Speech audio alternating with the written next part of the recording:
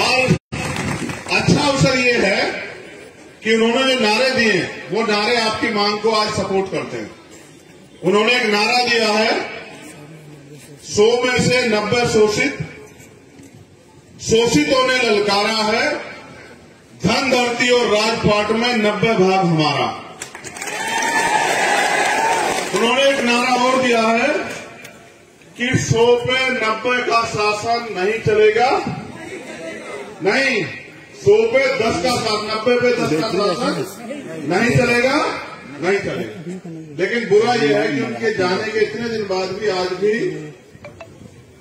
90% लोगों को इस देश में 10% लोग शासन कर रहे हैं। सबसे पहले तो मैं आपको धन्यवाद देता हूं, छत्तीसगढ़ के मेरे क्रांतिकारी भाइयों बहनों। आज आपने सिर्फ और सिर्फ एक बिगुल नहीं बजाया, आपने क्रांति का ऐलान किया है। मैं आपकी सराहना करते हुए मुझे बड़ी गौरव हो रहा है, खुशी हो रही है कि आप अपने हक अधिकारों के लिए यहाँ आओ। किसी शादी ब्याह में यहाँ नहीं पहुंचे, इतनी गर्मी का जो सामना कर रहे हो, अपने साधन जुटा के जो हजारों की संख्या में आप पहुंचे, आप अपने समाज, अपने हक अधिकारों के प्रति सचेत हो, इस बात की मुझे खुशी। लेकिन अधिकार अगर मांगने से मिलते तो हजारों साल से आप लोग इस देश में, हम लोग इस देश में अपने अधिकारों को मांग रहे हैं, रो रहे हैं, चिल्ला रहे हैं, अन्याय सह रहे हैं, लेकिन आज तक भी हमें एक अधिकार नहीं मिले। उसका एकमात्र कारण यह है, जितना मुझे समझ आया कि अधिकार मांगने से मिलते ही नहीं है, अधिकार छीनने पड़ते हैं। मांगने सिर्फ भीख मिलती है और अधिकार छीनने पड़ते हैं, और छीनने के लिए शक्ति की जरूरत होती है। और इस देश में शक्ति संगठन में है और सत्ता में। जिनकी सत्ता होती है उनको किसी के आगे हाथ नहीं फैलाना पड़ता, और जिनकी सत्ता नहीं होती वो आंदोलन करने आते हैं तो उनके ऊपर झूठे मुकदमे लगा के उनको जेल भेजने का काम जो है सरकार के लोग करते हैं। पूरे देश में घूमने के बाद मुझे ये महसूस हुआ, सरकार कोई हो, किसी पार्टी की हो, हर सरकार उस प्रदेश में रहने वाले कमजोरों के हक अधिकार छीनने को डकारने के पीछे लगी हुई। मुझे खुशी इस बात की है कि बड़ी संख्या में अगर नौजवान साथी अपने हक अधिकारों के लिए संघर्ष कर रहे हैं तो हमारी माताएं बहनें भी पीछे नहीं है, वो भी बड़ी संख्या में यहां डटी हुई। इस बात से स्पष्ट होता है कि यहां क्रांति जो है वो शहर में या पुरुष वर्ग तक सीमित नहीं है। यहां क्रांति महिलाओं, बच्चियों, बहनों, यानी कि घर के चूल्हे तक जो है यहां क्रांति है। इसलिए आने वाले समय में यहां परिवर्तन सुनिश्चित है, यहां परिवर्तन को कोई नहीं रोक सकता। साथियों, जिस मांग के लिए आप यहां खड़े हैं वो मांग मुझे लगता है कि 4 साल पहले ही सरकार को पूरी कर देनी चाहिए थी, जैसा कि उन्होंने वादा भी किया। लेकिन सरकार को ये लगता है कि ये लोग जो अपने महापुरुषों द्वारा दिए गए अधिकारों को भी नहीं समझ पाए, ये लोग आपका कुछ नहीं बिगाड़ पाएंगे। मेरी बात पे गौर करना। और आज अपने आगे एक सवाल आपके आगे छोड़ रहा हूं, इसको सुनना और समझना। भारत में संविधान से पहले भी राज होता था, वोट देने के अधिकार थे, उससे पहले राजतंत्र भी था, मुगल काल भी रहा, ब्रिटिश भी आए, उससे पहले भी हुन, शक, यमन, तमाम लोगों का राज रहा। उससे पहले हमारे पुरखों का, बुद्धिस्ट महापुरुषों का भी राज रहा। लेकिन उस समय राज, युद्ध होते थे, घोड़े पे, हाथी पे, बंदूकों से, तोपों से, तलवारों से, लाठियों से युद्ध होते थे, और तब जाके राज व्यवस्था बदलती थी। इस बात को समझते हुए बाबा साहब अम्बेडकर ने इस देश में जब लोकशाही के लिए प्रयास किया तो उनके मन में सपना था कि ये अधिकार जो हमारे लोगों को अभी तक नहीं मिले, जिनको मैं संविधान में तो लिखित कर रहा हूं, लेकिन ये मिलेंगे तभी जब हमारे लोग वोट की वैल्यू को समझ के और अपनी वोट का सही प्रयोग करके इस प्रदेश और देश में अपनी शासन सत्ता स्थापित करेंगे। सम्मानित साथियों, इस देश, पूरी दुनिया के सबसे बड़े लोकतंत्र में सबसे बड़ा मजाक ये है कि जितने परसेंट वोट से सरकार बनती है उससे ज्यादा परसेंट लोग वोट डालने ही नहीं जाते। अगर आपको याद हो, छत्तीसगढ़ की जो सरकार बनी होगी, वोटिंग परसेंटेज 60, 62, 65% रहा होगा। 60, 62, 65% लोगों ने वोट देके छत्तीसगढ़ में सरकार बनाई होगी, और जिस पार्टी की सरकार बनी उनको 32, 34, 35% सरकार में मत मिला होगा एब्सोल्यूट मेजॉरिटी की सरकार बनाने के लिए। लेकिन आप महसूस करो कि जब 60, 62, 65% लोग वोट देके सरकार बनाते हैं और 32, 33% वोट लेके सरकार बनती है और 35% लोग वोट का प्रयोग ही नहीं करते। जब हम 35% लोग अपने वोट का प्रयोग ही नहीं करते तो हम इस बात की उम्मीद क्यों करते हैं कि इस देश में या इस प्रदेश में हमारे हिसाब से कानून बनेगा? भाई, जिनकी सरकार है उनके हिसाब से तो कानून बनेगा। अगर आप अपनी वोट का सही प्रयोग करोगे तो वोट भी आज के समय में हथियार से कम नहीं है। आप बड़े से बड़े राजा को सड़क छाप बना सकते हैं अगर वो आपकी बात ना माने। इतना बड़ा अधिकार, ना खून बहता ना गोली चलती। बस आप अपनी वोट की ताकत को सही अगर पहचान जाओ। और उसके लिए माननीय काशी राम साहब इस छत्तीसगढ़ की धरती पर बहुत घूमे। उससे पहले बाबा साहब अम्बेडकर पूरे भारत में विचरण करते रहे और अपने लोगों को समझाते रहे कि वोट की वैल्यू को समझो। अगर आज आप यहां से संकल्प कर लो मेरे साथ कि 2 महीने या 1 महीने या 15 दिन जो समय आप तय करो, इस समय के अंदर अगर प्रदेश के मुख्यमंत्री हमारी मांगों को नहीं मानते तो जैसे हम रोटी कपड़ा मकान के लिए सुबह उठ के अपने घर से निकल के रोजगार के लिए घर से निकल के काम करते हैं, हम इस निकम्मी सरकार को गिराने के लिए गांव-गांव जाके अपने लोगों को समझाने का काम करेंगे तो ये सरकार घुटनों में बैठ के आपके अधिकारों को देने का काम करेगी। अगर आप मेरी बात को मान लो, जितनी संख्या में आप अगर यहां पहुंचे हो, इतनी ही संख्या में अगर आप अपने हक अधिकारों के लिए जिस तरह आप धूम में बैठे हो, एक दिन भी अगर 1 दिन का 1 घंटा भी अगर अपने लोगों के लिए काम करो और गांव-गांव में जाकर निकल के बताओ कि सरकार ने हमसे गद्दारी की है, इस सरकार ने हमें धोखा दिया है, इस सरकार ने हमें लूटने का काम किया है, ये सरकार हमारी सरकार नहीं है, ये सरकार हमारा नाम हमारी वोट को ठगने के लिए लेती है, तो मैं गारंटी से कहता हूं कि यही मुख्यमंत्री, आप ऐसी सभा बुला लेना, आपकी सभा में घुटनों के बल चल के आके आपके अधिकारों की बात करने से पहले आपको अधिकार देने का काम करेंगे। मेरा आपसे वादा, अगर आप अपनी ताकत को समझो।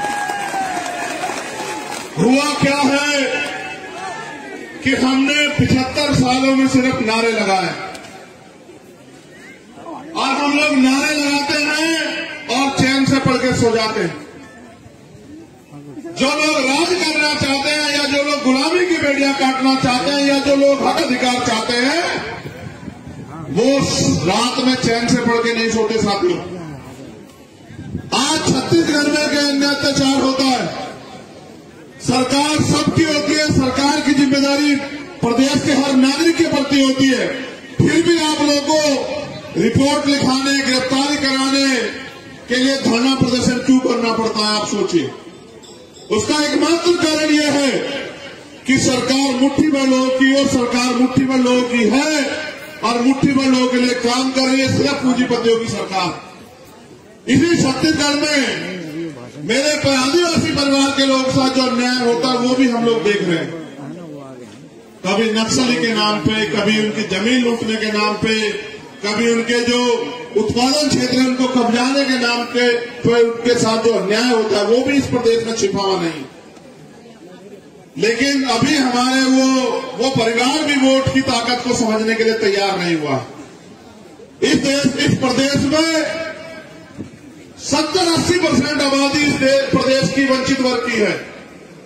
मैं मुख्यमंत्री जी ने 27% पिछड़े वर्ग के भाइयों को आरक्षण दिया, इस बात के लिए उनका धन्यवाद करता हूं। उन्होंने 32% आरक्षण जो है आदिवासी भाइयों के लिए दिया, उन्हें एक और बार उनका धन्यवाद करता हूं। लेकिन अगर वो इस प्रदेश के अनुसूचित जाति के लोगों के अधिकारों के साथ खिलवाड़ करते हैं तो फिर मैं उनके सामने आंख से आंख मिला के उनको जवाब देने के लिए भी तैयार हूं। फिर इसमें कोई समझौता नहीं। 75 साल की आजादी में जो कुछ थोड़ा बहुत हमें अवसर मिला है उसके बदौलत आज हम अपना मंच लगाने लगे। आज हमारे पास स्पीकर हैं, आज हमारी महिला नेता है, पुरुष नेता है, अपने हक अधिकारों के लिए लड़ते हैं। आज हम लोग डॉक्टर, इंजीनियर, आईएएस, आईपीएस, वकील, जज बन के कहीं ना कहीं प्रदेश की सेवा, देश की सेवा और अपने समाज को, अपने लोगों को आगे बढ़ाने का प्रयास कर रहे हैं। जो प्रयास अवसर हमें हजारों साल तक जो हमारे बंद करके रखे गए, रोक के रखे गए, आज जब वो अवसर हमें मिला है तो ये निकम्मी सरकार उन अवसरों को खत्म कर देना चाहती। इस प्रदेश के जो मुख्यमंत्री है, जो प्रदेश की सरकार, उनके राष्ट्र नेता दिल्ली में खड़े होकर लोकतंत्र की हत्या के बड़े बड़े दावे करते हैं और वो कहते हैं हम संविधान को बचाने के लिए काम कर रहे हैं। वहीं उनकी यहाँ की सरकार हमारे लोगों के अधिकारों को कुचलने का काम कर रही है, हमारे लोगों के अधिकारों को निगलने का काम कर रही है, लूटने का काम कर रही है। ये दोहरी नीति देश में हम लोग नहीं चलने देंगे। ये बात इस कांग्रेस पार्टी के लोग अच्छी तरह से जान लें। आज दिल्ली में बैठ के कहते हो कि हम संविधान बचाने निकले हैं और आप छत्तीसगढ़ में यहां हमारे लोगों के अधिकारों को लूटने का काम करोगे तो आप फिर हमारे सामने के लिए भी तैयार हो जाओ। आपके इस झूठ को भी हम लोग बेनकाब करने का काम करेंगे। क्या छत्तीसगढ़ की कांग्रेस और दिल्ली की कांग्रेस अलग अलग है क्या? बताइए। जहां इनकी सरकार नहीं, ये कहते हैं कि हम दलितों का, पिछड़ों का, आदिवासियों का, अल्पसंख्यकों का ख्याल रखेंगे, और जहां इनकी सरकार है वहां हमारे लोगों के बहनों के साथ रेप, हत्याएं, हमारे अधिकारों पर कुठाराघात सब चल रहा है। बताइए, कास्ट सर्टिफिकेट बनाने के लिए हमारे लोगों को चक्कर काटने पड़ रहे हैं। फिर ऐसे मुख्यमंत्री या सरकार का हम लोग क्या करें? क्या वास्तविकता में आप चाहते हैं कि आरक्षण की सीमा 16% होनी चाहिए? बताइए। जो लोग चाहते हैं वो हाथ उठा के बताए, जो लोग चाहते हैं। क्या आप इसकी कीमत चुकाने के लिए तैयार हैं? क्या आपके अंदर जज्बा है कि आप अपने अधिकारों के लिए संघर्ष करो? क्या आप तैयार हैं सरकार को जवाब देने के लिए? बताइए, कितने दिन अपने आंदोलन को चला सकते हैं? बताइए। संयुक्त आवाज में बताइए। जब मैं पूछूंगा तो अपनी आवाज को उसके साथ हाथ में बढ़ाते रहिएगा। क्या 1 महीना आंदोलन चलाने की हिम्मत आपके अंदर है? क्या 2 महीने आंदोलन चलाने की हिम्मत आपके अंदर है? क्या 6 महीने आंदोलन चलाने की हिम्मत आपके अंदर है? क्या 1 साल आंदोलन चलाने की हिम्मत आपके अंदर है? बस यही बात खत्म हो जाती है। 1 साल आंदोलन चलाने की हिम्मत अगर आपके अंदर है तो मैं गारंटी से कहता हूं कि आप यहां से सिर्फ संकल्प लीजिए कि हम, मेरे हिसाब से 1 महीने से ज्यादा का समय मैं सरकार को नहीं देना चाहिए। इस मंच के माध्यम से मैं आप लोगों से पूछना चाहता हूं, क्या हम इस सरकार को 1 महीने ज्यादा का समय दें? जो काम 1 महीने में होना है वो 1 हफ्ते में नहीं हो सकता। हवाई बातों से कुछ होता नहीं। मैं पढ़ा लिखा वकील हूं। हर काम के लिए मैं ऐसा कोई कुछ नहीं करना चाहता कि हवाई बात हो, कहेंगे साहब आप भी जानते, हो ही नहीं सकता था। इसके लिए एक अधिवेशन आएगा, अधिवेशन के साथ एक बिल आएगा, उस पर जो है वोट होगी, उस पर जो है अधिसूचना जारी होगी, तमाम चीजें होंगी। उसके बाद वो बहुमत से पास होगा तो कानून बनेगा, कानून बनेगा तो तब लागू होगा। तो मैं समझता हूं कि 1 महीने का समय बहुत है। आज क्या तारीख है? 2 फरवरी। हम लोग 1 महीने का समय यहां की सरकार को देते हैं। अभी अगर 1 महीने के बाद यहां की सरकार ने हमारी मांगे नहीं मानी तो बताओ कितने लोग 1 साल के आंदोलन के लिए तैयार हो? बताओ। नहीं, गौर करो। इतिहास गवाह कभी भेड़ बकरियां देश में नहीं जीती। जब युद्ध का मैदान सजता है कोई भेड़ बकरी नहीं घुसती है उसमें। जब युद्ध होता है तो हर आदमी अपनी तरफ से योद्धाओं को मैदान में उतारता है। बताओ उतारता है नहीं उतारता है? जिसके सीने में आग लगी है अपने महापुरुषों के अधिकारों को बचाने के लिए, उस बात को याद करते हुए कि जब इस देश का संविधान सौंपा गया तो बाबा साहब अम्बेडकर ने कहा था कि मुझे मेरे जाने के बाद बराबर मत समझना, जब तक इस देश का संविधान जिंदा मैं जिंदा हूं। उस बात को याद करते हुए, बाबा साहब के कुर्बानियों को याद करते हुए, गुरु घासीदास जी का जो सपना था मन के एक समान, उसको याद करते हुए, अगर आपके दिल में आग लगी है, अगर आप चाहते हैं अपने अधिकारों को छीनना, तो फिर बताइए, अब हाथ उठा के बताइए दोनों आप कितने लोग हैं जो एक साल आंदोलन के लिए तैयार हैं? जो लोग वहां छाव में खड़े हैं उनका गुर्दा मैं समझ रहा हूं कि उनकी कितनी हिम्मत है, वो कितने दिन आंदोलन चला। आप हाथ नीचे करो, देखो वो पहले से जान बचाने के लिए धूप छाव में खड़े हैं। आप लोग हाथ नीचे रखना, मैं उस पेड़ के नीचे खड़े हुए लोगों के हाथ एक बार देख लो, आप मत उठाना, यही पता लग जाएगा कौन मुंह दिखाने के लिए यार किसके दिल में आ गए। आओ आगे जरा, थोड़ा धूप का स्वाद चखो, आप भी आओ। ये मेरी मां कहने बैठे, तुम लोग भी तो निकाह में आओ जरा, आओ जरा निकल के आओ। मांगने से भीख मिलेगी, अगर लड़ना है तो मैदान में आओ। वहां खड़े होकर तमाशा क्यों देख रहे हो बताओ नौजवान साथियों? एक नारा दिया था मैंने और काशीराम में, वोट हमारा राज तुम्हारा, नहीं चलेगा नहीं चलेगा। जिनका वोट है वो यहां मांगने के लिए आए छत्तीसगढ़ की राजधानी में। अगर अपनी वोट का सही प्रयोग कर लो, जिस मुख्यमंत्री से मांग रहा है ये मुख्यमंत्री आपसे मांगता हो घूमेगा कि हमें भी कुछ दे दो सरकार, हमारे अपनी ताकत को पहचाने। एक साल के लिए तैयार हो चुके हो क्या बताओ? उठाओ दोनों हाथ, अगर एक साल के लिए तैयार हो तो हम लोग, तो 2 मार्च तक हम लोग इंतजार करेंगे। अगर 2 मार्च तक हमारे अधिकार जो हमने मांगे रखी सरकार ने नहीं मानी, तो फिर एक तिथि घोषित करके मैं खुद यहाँ आऊंगा एक प्रेस कॉन्फ्रेंस करके, और 15 दिन तक हम लोग पूरे प्रदेश में घूमते रहेंगे। और फिर एक ऐतिहासिक आंदोलन हम लोग यहाँ करेंगे और यहाँ से हम लोग घर भी जाएंगे। फिर एक पर्चा लेके पूरे छत्तीसगढ़ के गांव-गांव, कस्बा-कस्बा, शहर में घूम के इस सरकार के झूठ को बेनकाब करेंगे और निकम्मी सरकारों को सत्ता से बेदखल करने के लिए तुम मुझसे झूठा वादा तो नहीं कर रहे हो मेरे साथियों? बताओ, क्या तुम समाज के विश्वास के साथ विश्वासघात तो नहीं करोगे? बताओ, ऐसा तो नहीं होगा आज के आंदोलन के बाद आप घर में पड़ के सो जाओगे कि बस मुख्यमंत्री, ऐसा तो नहीं होगा?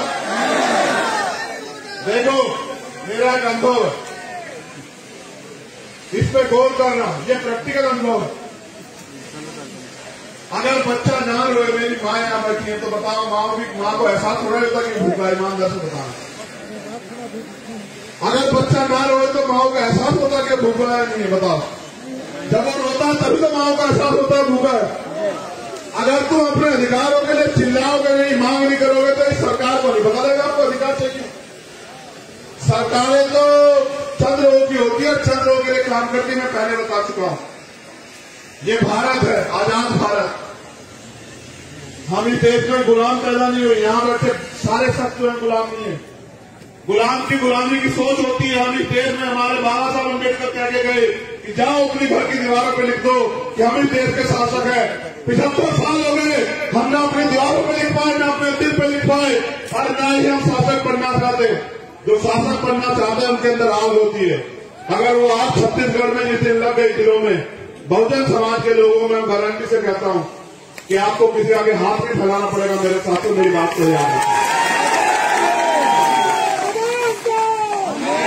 एक धोखा और है, आप लोग भी सुनो, गौर करो। इन्होंने आज के लोकतंत्र को इस तरह से लूट लिया कि पैसे वाला ही राजनीति कर सकता है। आप ये बताओ, बाबा साहब अम्बेडकर ने कहा कि आज मैंने रानी का पेट चीर दिया, आज के बाद राजा आप बैलेट बॉक्स से मतपेटी से तैयार होगा, यानी कि आप जिसको चुन के भेजोगे वोट के जरिए, वो आपका नेता बनेगा, वो आपके लिए संघर्ष करेगा।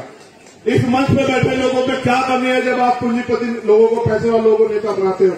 इस मंच पे बैठे गए लोगों में क्या कमी है आप बताओ? ये पूरे 5 साल आपके लिए सड़कों पर संघर्ष करते हैं, हर कीमत चुकाने को तैयार है, जेल भी जा रहे हैं, मुकदमे भी झेले, लाठियां भी खा रहे हैं।